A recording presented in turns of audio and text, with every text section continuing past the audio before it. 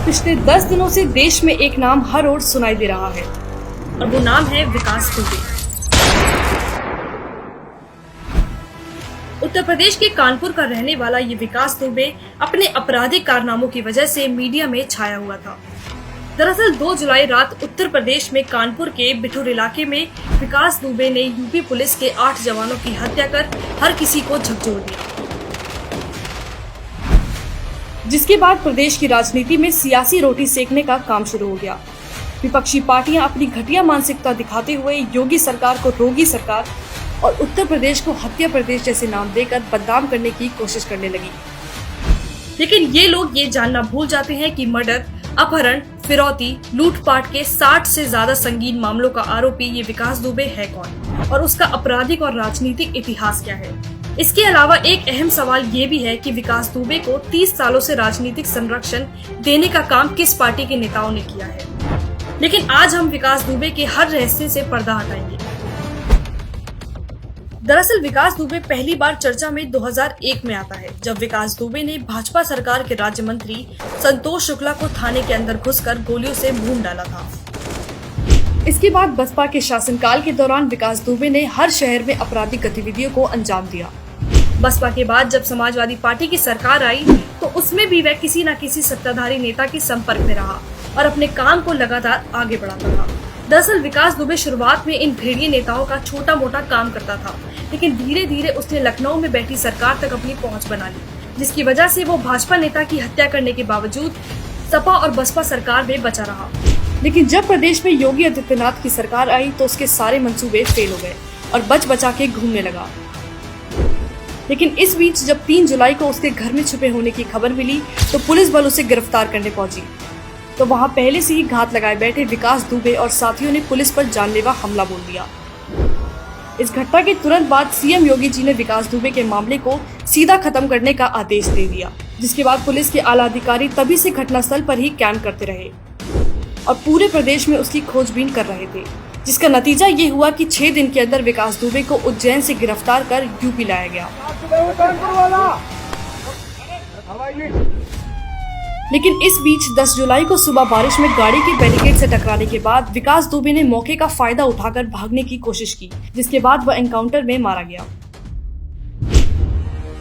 लेकिन इस दौरान दलाल मीडिया और विपक्ष ने भेड़िए की तरह उल्टा योगी सरकार पर सवाल खड़े कर दिए और अनाप शनाप आरोप लगाए।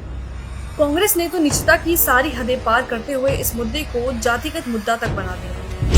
कांग्रेस नेता जितिन प्रसाद ने 8 पुलिसकर्मियों के हत्यारे विकास दुबे और उसके गुर्गे के एनकाउंटर को ब्राह्मणों पर अत्याचार का एंगल देने की कोशिश की। लेकिन इस घटिया कांग्रेसी नेता को कोई बताए कि विकास दुबे ने जिन 8 पुलिसकर्मियों की हत्या की थी उनमें भी एक ब्राह्मण था।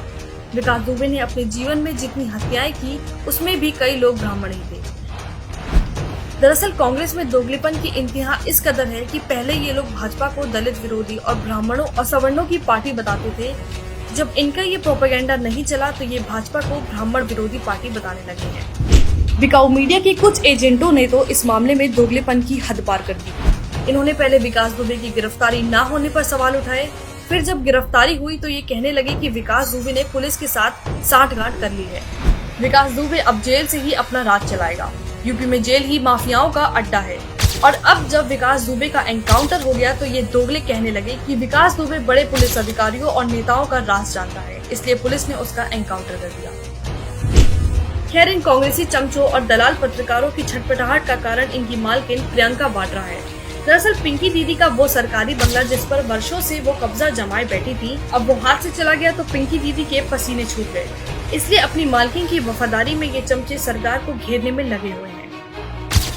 वैसे गैंगस्टर और आतंकवादियों से तो गांधी परिवार का पुराना रिश्ता रहा है। दशकों से कांग्रेस ने सत्ता को अपने हाथ में रखने के लिए इन्हें पाला है, लेकिन आज जब गुंडाराज खत्म करने के लिए योगी सरकार कदम उठा रही है तो इनके पेट में मरोड़ हो रहे हैं। दूसरी ओर टोटी चोर अखिलेश भी अपने ही पाले गुर्गों के कारनामों को भूलकर उल्टा सरकार पर झूठे आरोप लगा रहा है।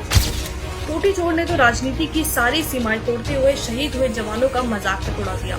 टोटी चोर ने दलाल मीडिया बीबीसी का एक कार्टून सोशल मीडिया पे शेयर किया, जिसमें शहीद पुलिसकर्मियों का मजाक उड़ाया जा रहा है। लेकिन आज बड़ी बेशर्मी के साथ ये टोटी चोर उल्टा सरकार से सवाल कर रहा है। जबकि पूरा देश समाजवादी पार्टी और विकास दुबे के कनेक्शन के बारे में जानता है।